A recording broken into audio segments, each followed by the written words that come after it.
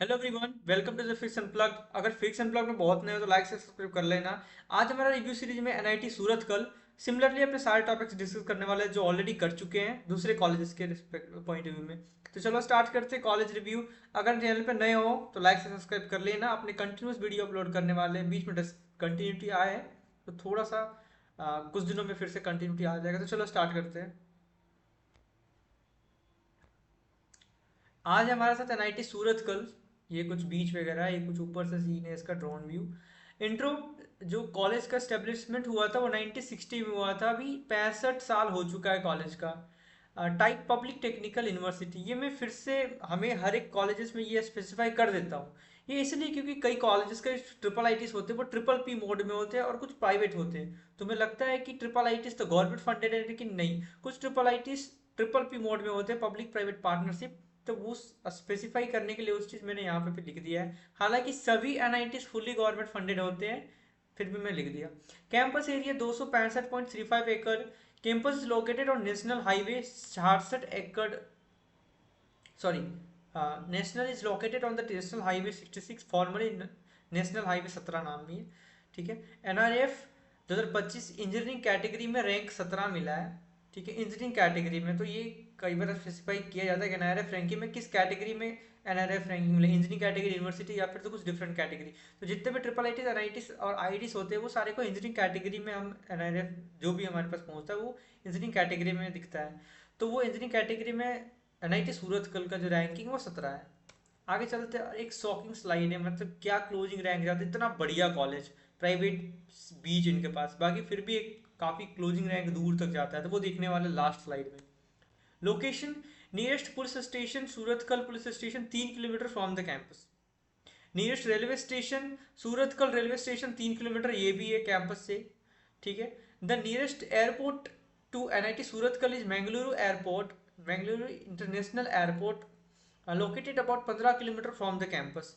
ये मैंने लिख दिया है, एनआईटी सूरतकल है, इधर बीच वगैरह है। ये मध्य पड़बू क्या नाम है, कोलिया, एमआरपीएल कॉलोनी, ये कुछ लोकेशन देखने के लिए मैंने डाल दिया है मैप। बाकी पुलिस स्टेशन ये सब थोड़ा और रिसर्च कर लेना खुद से। कभी इम्पोर्टेंट, मतलब 4 साल में कभी ना कभी दिख जाएगा इंपॉर्टेंस। देन कट ऑफ, जोसा राउंड 6 2025 का कट ऑफ डिस्कस करने वाले और सी सेप राउंड 6 2025 का। तो अपने कंप्यूटर साइंस का डिस्कस कर रहे हैं, सारे ब्रांचेस का कवर कर पाना 10 मिनट के वीडियो में पॉसिबल नहीं है।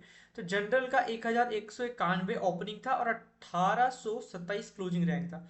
अपने जोसा में जितने भी रैंक्स बात करते हैं वो सीआरएल होता है। अगर कोई कैटेगरी स्पेसिफाई अपने क्लोजिंग और ओपनिंग रैंक देख रहे तो वो उनका वो कैटेगरी रैंक होता है, ना कि सीआरएल रैंक होता है।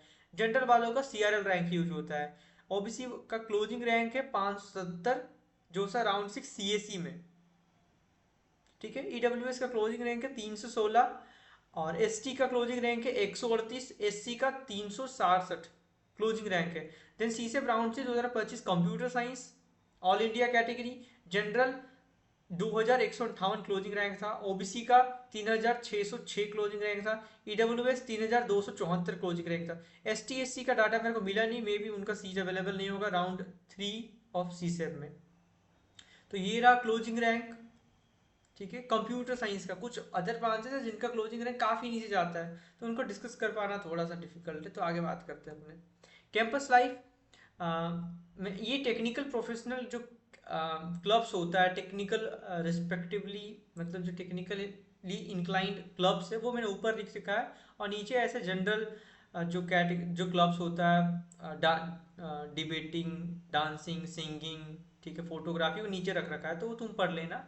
I triple student chapter, ISTE Indian society of technical education, institute of engineers, computer society of India, CSI, robotics club, SAE, ये काफ़ी बढ़िया क्लब है, सोसाइटी ऑफ ऑटोमोटिव इंजीनियर्स जो कि compete करते हैं कार्स वगैरह बना के, लिनक्स यूजर्स ग्रुप, ये हो गया। देन रोट्रैक्ट क्लब, स्पेसिमेसी, स्पेसिमेसी क्या है, ठीक है, लिटरेरी क्लब, डिबेट वगैरह, stage and debating society, music club, dance club, photography club, this that, press club. तो देख लेना अपने एंड से, ये क्लब्स मेरे को कुछ मेजर क्लब्स दिखा उनके वेबसाइट में, मैंने यहाँ ला के चिपका दिया। देन फी स्ट्रक्चर क्या है, मेजोरिटी क्या क्या डिस्कस करने वाले हैं, ट्यूशन फी, मेस फी, हॉस्टल फी। क्योंकि ज़्यादातर हमारे वीडियो में यही कवर होने वाला है।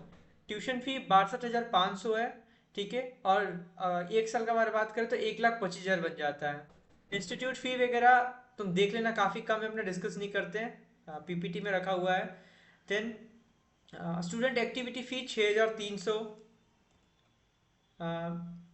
Mess advance fee 22,000 per semester, 44,000 per year. Hostel fee and other fee 11,790 per semester per year इधर है, ठीक है। Hostel rent 8,400। अगर तुम डे स्कॉलर हो तो तुम्हारा फी 4 साल का 9,73,600 के आसपास तुम्हारा नेट फी आता है। एंड हॉस्टलर हो तो 10.5 लाख के आसपास तुम्हारा फी आता है 4 सालों का। तो ये मैंने फी डिस्कस कर लिया। तो मेजॉरिटी होता है वो tuition fee, hostel fee, mess fee ही होता है। बाकी छोटे छोटे चार्जेस होते हैं वो, बाकी देख लेना, मैंने सारा लिख दिया हुआ है। और स्कॉलरशिप पे मेजोरिटी में अपने एनएसपी कवर करता है, सीट्स कम है जितने स्टूडेंट्स है उसके respectively. Then family income based होता है, एक एक करके अपने सारे डिस्कस करते क्या है। Family income based in scholarships होता है जो कि ट्यूशन फी वेवियर देता है। देन स्टेट स्कॉलरशिप से कुछ रिलायंस स्कॉलरशिप है, प्राइवेट स्कॉलरशिप है, और बहुत सारे प्राइवेट स्कॉलरशिप्स है।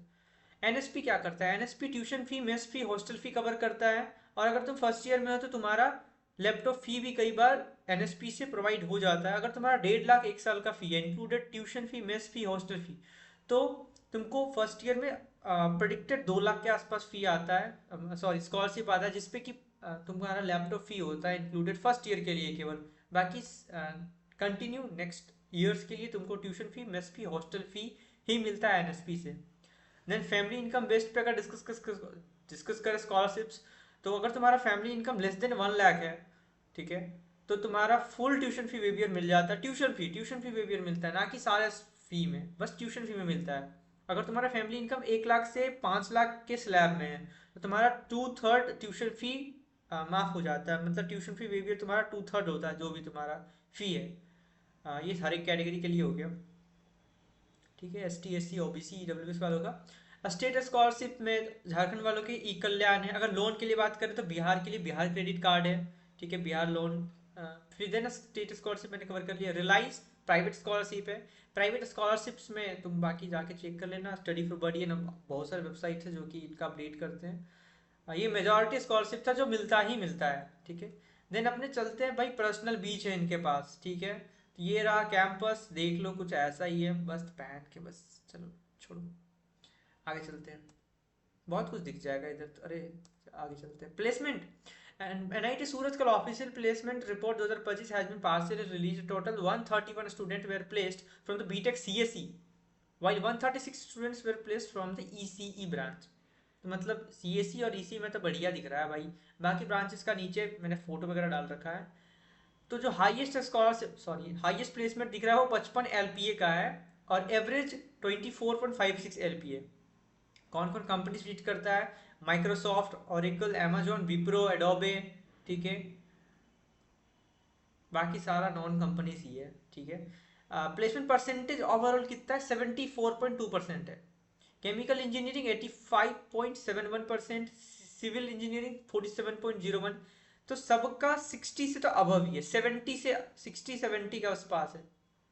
तो जो ओवरऑल 74.2% आया है वो कहीं ना कहीं सिविल इंजीनियरिंग के कारण थोड़ा सा डाउन गया है, 47% के कारण ओवरऑल प्लेसमेंट परसेंटेज नीचे आया है।